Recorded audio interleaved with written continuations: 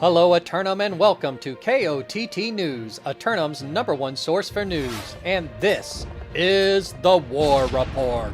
No change in the dynamic of Eternum last night as the forces of E-Boy Beach defend the desert of Brimstone. We spoke with an exuberant E-Boy Beach leader after the fight. Congratulations on your victory out there as the sun was setting on the Sonoran Desert here in the arid desert region of Brimstone Sands. They were able to get the gates open, but only in the final moments. How did you see it going down out there? It was looking pretty mid the whole time, but as I saw, maybe we should give them a chance, I decided to toss C, and then I decided, well, B, we did lose because of a T-Grizzly. There's a certain attachment to someone. I'm not going to say any names, but other than that, it was a pretty okay war. Just some people were getting out of hand. By that, I mean Horny John, but hey, I'm glad to see your beautiful face here, and yeah, that's pretty much it. Quickly to the weather, and after another day of sunshine all afternoon long, for those of you still chasing Yetis, be on the lookout once again after nightfall as a 30% chance of corruption invasions will arise across the island. Another lineup submitted for Simulated Fantasy Combat Resolution tonight, brought to you by LARPco. Remember, if it isn't LARPco, it's cardboard. Tonight, the Syndicate forces of Soju Gang assail the Covenant forces of Tropical House for control of the master fishing port town of Reekwater. Soju Gang returned to the scene where they were barely defeated just 3 days ago, but this time they're going to use food buffs and potions to see if that can be the difference. Tropical House has been going over the footage of the event and believe they'll improve their performance. But will the complaints of the Reekwater Union of Fishermen be a distraction? Be sure to tune in for complete coverage and reactions from the citizens tonight at 11. Until then, this has been War Correspondent JChalant, KOTT News. Hello Eternum and welcome to KOTT News, Eternum's #1 source for news, and this is the War Report. Dynamic change in the history of Eternum last night as the bots of Soju Gang beep boop their way into the fort of the master fishing port town of Reekwater. We spoke with a company representative afterwards and got their reactions. Everybody said it was your turn. Do you want to say a few words? Yeah. I would like to thank the company, to the people who showed up. You guys are great. To the people we asked help for, you guys helped us a lot. Well, Taos, that's excellent. Was there anybody on your team whose efforts really stood out tonight? I don't know, man. It was a joint effort, but I would like to give a shout out to Mango for shot calling that war, for the people who prepared us for this, like the plans, the rosters, and all that. Shout out to them. Shout out to Squibby. If it was not for you, we wouldn't have pushed this. So, thanks to you, bro. Hey, I did have one civic matter I needed to ask Governor about. Are you ranked up enough that you might be able to give us a comment? Maybe. All right. Well, the local Reekwater Union of Fishermen have lodged even more complaints about the state of the temporary suspension bridge here. Can you give us any comments on what your plans are to take care of it for safety's sake? Yeah, you know what? It was not our fault. It was the people who owned this territory before us. But we're gonna repair that. We're gonna make sure that everything runs fine, everything runs smooth, and that's what we do, you know? KOTT would like to remind its subscribers and those who are about to be that the Winter Convergence Festival will be concluding soon, so be sure to get all your presents today. Turning to the weather, and the sun will cruise across the Eternum sky once more again today. Then after sunset, the corrupted invasion forces of the island will rise up across 30% of the land. No submissions for Simulated Fantasy Combat Resolution tonight, but we'll have any late-breaking outcomes and reactions from the citizens tonight at 11. Until then, this has been War Correspondent JChalant, KOTT News. Beep beep, boop bop, boop bop beep. Hello Eternum and welcome to KOTT News, Eternum's #1 source for news, and this is the War Report. No change in the dynamic of Eternum last night, as you might expect, through an evening of peace. Many citizens were concluding their tasks for my old friend Murgos, who asked to say a few words to the citizens. Murgos would like to thank everyone and let you know he's leaving tonight. So get all your presents and food today. And don't forget your factional bonus supplies. In other news, the Reekwater Union of Fishermen had a few words to say about the state of the highway suspension bridge in Reekwater. You know, John, it doesn't matter who's in charge of this damn town. Government always does government quality work. It was just 6 months ago a shoddy bridge just like this collapsed and nearly killed me. It took out my boat, which I never got replaced. And here we go again. After the last disaster, we formed up the Reekwater Union of Fishermen, and we demand this rickety monstrosity be taken down immediately, before we're forced to do it ourselves. How'd they think this would ever hold up in the winter snows? Turning to the weather today, and it looks like the sun will slowly creep across the northern horizon. This unusual weather phenomenon will cause a 30% chance of corruption invasion forces across the island. Another lineup submission for Simulated Fantasy Combat Resolution tonight, brought to you by LARPco. Remember, if it isn't LARPco, it's cardboard. Tonight, the Marauders of New Year's Eve Dodgers assail the syndicate forces of the Average Joes for control of the hyssop and spice harvesting facilities of First Light. The New Year's Eve Dodgers can't help themselves. If they are to maintain a sharp edge on their battle readiness, they have to fight. This time, for the spice. The Average Joes are just a bunch of little guys trying their best to make their way through the second harshest winter in Eternum's history. But a win tonight solidifies their title as reigning Spice Lords of the island. We'll have any late-breaking outcomes and reactions from the citizens tonight at 11. Until then, this has been War Correspondent JChalant, KOTT News. Hello, Eternum, and welcome to KOTT News, Eternum's #1 source for news. And this is the War Report. Dynamic change in the history of Eternum last night as Dodger forces raced through the hyssop fields of First Light, capturing the spice production facilities in nearly record time. We caught up with company leadership after the fight and got a few words. Congratulations on your victory here in First Light. Once again, the reigning Spice Lords of the island. Would you care to take us through why it was over so quick? Yeah, John. I mean, we just, out-left clicked them, I guess, at the end of the day. 2-day push, 3-minute war. You know, sometimes it's just like that. In other news, members of the Reekwater Union of Fishermen took matters into their own hands last night, decommissioning the highway suspension bridge. Standing in solidarity, the local union of lumberjacks assisted in the controlled demolition at the main support beam. Final detonation took place after sounding the alert horn. Tune in tonight for reactions to the aftermath. Turning to the weather, and the sun is back into its rhythm again today, keeping corruption at bay all afternoon long. But be on the lookout after sunset when corruption invasion forces rise up and attack 30% of the island. 2 more submissions for Simulated Fantasy Combat Resolution tonight, brought to you by LARPco. Remember, if it isn't LARPco, it's cardboard. First up, the Marauders of Social Slot Dodgers assail the syndicate forces of Soju Gang for control of the always uncontrollable Restless Shore. Dodgers forces continue to alternate their assault squads as they turn their attention to the eastern archipelago of the island's distant shores. Soju Gang have been holding land on the eastern coastline for a couple of weeks now. Their confidence is high in their ability to stand their ground. Later, the syndicate forces of E-Boy Beach assault the vault of Nirvana was taken for control of the island's financial capital of Windsward. E-Boy Beach have been plundering the crypts of the northern desert and need someplace to store it all. So they've come to secure the vault for a personal lockbox. The security forces of Nirvana stand ready to escort any high roller into the inner vault of the fort. But are they prepared for every anti-theft contingency?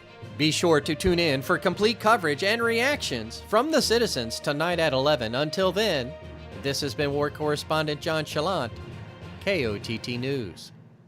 Hello, Eternum, and welcome to KOTT News, Eternum's #1 source for news. And this is the War Report.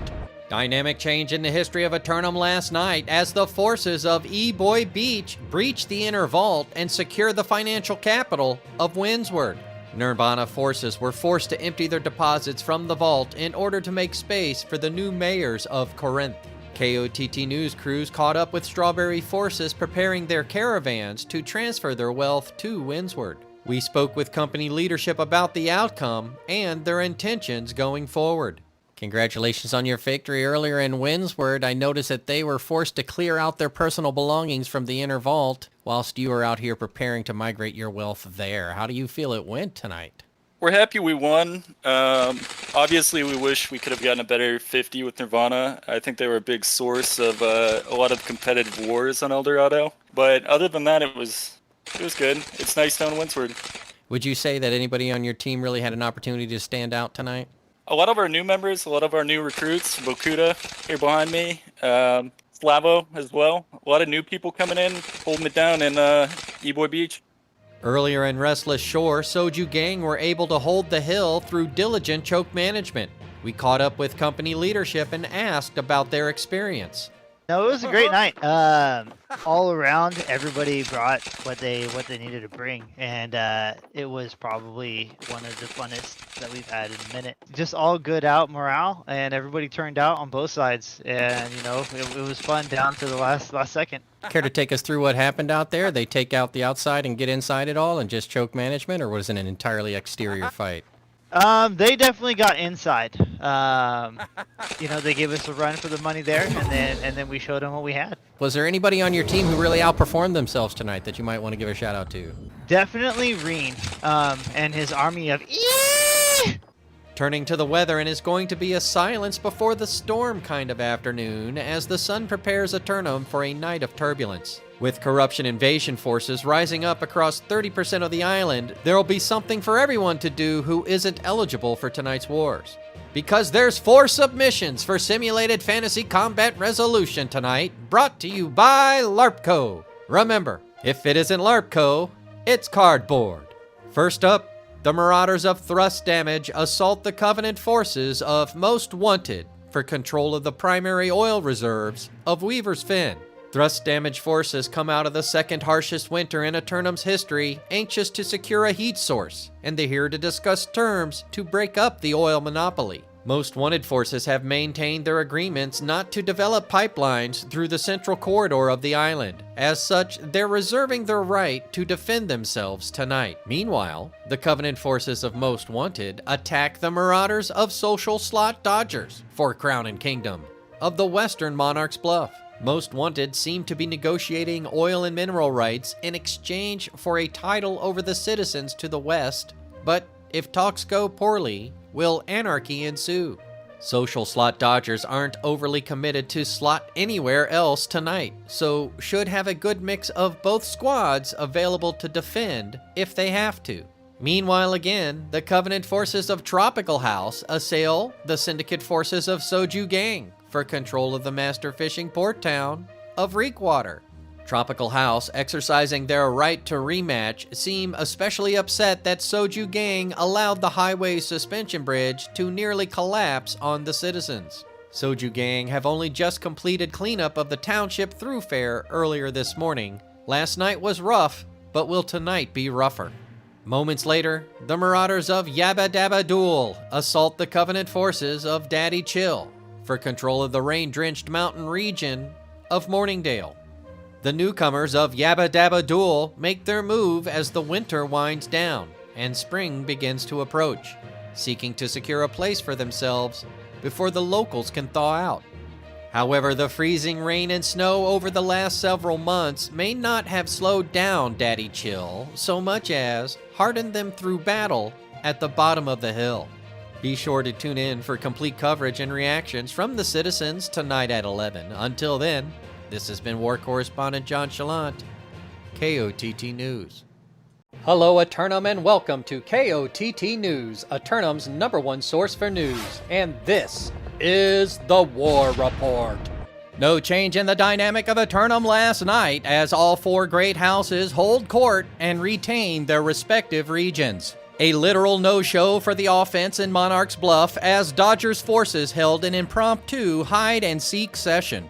This reporter found it surprisingly difficult to find any players, with several members earning the title of Unspottable. Traveling to the Fen to get comments, KOTT News discovered all participants on the steps of City Hall, discussing the outcome. Most Wanted leadership pulled us aside to give us a few words. Congratulations on your victory here in Weaver's Fin, holding the primary oil reserves yet again. Quite the fight. I was in Monarch's Bluff looking at your offense falter, but it looks like you put everybody on task here. How do you think it went? Yeah, no, everybody definitely showed up. It was kind of a scuffed roster because most of our guys couldn't make it, but we ended up pulling through. Some of our members came back from doing whatever they were doing, and we managed to pull the W. Was there any member of the team that you want to point out tonight? Yeah, no, I definitely want to give Demi and Biz Bruiser some props for helping me shot call the war tonight. It gets pretty boring and lonely shot calling the wars by myself, so thankfully they were there to help assist. Leaders of the island meeting after their fight in Reekwater to exchange post-matchup pleasantries before heading back to the lockers to go over their next moves. KOTT News were able to secure an interview with the winners and got a few words about the outcome. Well, congratulations on your victory here in Reekwater against the forces of Tropical House, who had come back to get revenge. How do you feel it went out there? I feel it went pretty good. I know, we give everything. We got the chance to test some new players out there. Jennifer, Saradu, they did pretty good. Excellent. Was there anybody who really stood out tonight that you might want to give a little shout out to? Yeah. Look at your man for shot calling. It was on point. And then also Mango Dango for getting the chain ice Great X out. Won us that war. Can you comment on the activity of the Reekwater Union of Fishermen demolition of the highway suspension bridge? I know we got some people complaining about that. Right now we have Taos. He's on top of that right now. He's been trying to work something out with them. Turning to Morningdale, KOTT News were invited to participate in the festivities after the successful hold. We spoke briefly with company leaders who were impressed by the patience and consistency of the Charlie Objective Squad. Congratulations on your victory here in Morningdale, fighting them off. The forces of Yabba Dabba Duel. Was it a duel out there, or did you have it well under control? For the most part, I think we had it all under control. They put up a good fight, but I think our boys held it down. Indeed. Was there anybody on your team who really stood out for you today? The boys who defended C, definitely. They had a tough time out there, It's a little hard trying to fight the urges to go, get some more action. Any reaction to the responses from the other companies of the island discussing your hold of Morningdale and whether or not they might be coming your way soon? Well, we welcome any fight. Whoever wants to come after us, they're welcome to come. We'll take them on any day, except for Christmas. Turning to the weather, and once again, the sun will continue its consecutive days across the eternum sky streak, keeping corruption at bay. But look out after sunset, as those same corruption invasion forces will rise up across 20% of the island. 2 submissions for simulated fantasy combat resolution tonight, brought to you by LARPCO. Remember, if it isn't LARPCO, it is cardboard. Up first, the Marauders of Lost Respect Dodgers assail the Covenant forces of Most Wanted for control of the secondary oil reserves of Cutlass Keys. A breakdown in talks between these 2 forces draw the ire of the Marauders, who seek to return to their corruption-powered mosh pit in the center of the Keys. Most Wanted forces, fresh off an outstanding defense of the Fen last night, they're getting entrenched in their positions and ready to go at it again tonight. Later, the Marauders of Thrust Damage assault the Syndicate forces of Strawberry for control of the bear-infested deep forests of Brightwood. Thrust Damage pick themselves up and go at it again, this time against the company that helped fill their roster last night. But is this a friendly skirmish? With last night's mercenarial efforts, Strawberry were able to get a nice warm-up in, fighting alongside their would-be opponents for tonight. They're sure to be prepared if things turn sour. We'll have any late-breaking outcomes and reactions from the citizens tonight at 11. Until then, this has been War Correspondent JChalant, KOTT News. Hello, Eternum, and welcome to KOTT News, Eternum's #1 source for news. And this is the War Report. Dynamic change in the history of Eternum last night as Dodgers forces expand their kingdom to include the Cutlass Keys. KOTT news crews caught up with Dodgers leadership to discuss the rapid victory. Hey, congratulations on your victory out there over in about 10 minutes. Would you care to take us through what made it go so fast? Yeah, John, we just took our main ball and pushed it through their main ball. Okay, reports of lag coming in from around the island. Were you experiencing any of that? Yeah, John, I think it was just all the zugzugging going on in that war. People were teleporting all over the first couple minutes, but, it cleared up a couple minutes in. With complete control over the southern spice harvesting, production, and trade routes, Dodger's leadership showed us their plans for Windsward next. Traveling to the northern woods, KOTT caught up with Strawberry leadership, who were somewhat frustrated by an apparent lack of offensive focus. Yeah, I'm not gonna lie. It's getting rough to stay on the server, John. We had like a plan to like give up a point after every like checkpoint. So like 15 minutes, so we gave up like B. 10 minutes, so we gave up the last point, and then we let them go no fort, and it was like, man, they didn't even like expect to get that far or something. I don't know. It's just, what's the point, John? What's the point? Turning to the weather, and it looks like it's going to be another long day of sunshine and lollipops. Hold the lollipops. Then after sunset, be on the lookout for a 30% chance of a corruption invasion force along the coastal regions.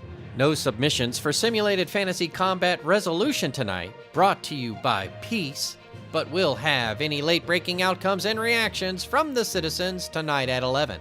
Until then, this has been War Correspondent JChalant, KOTT News.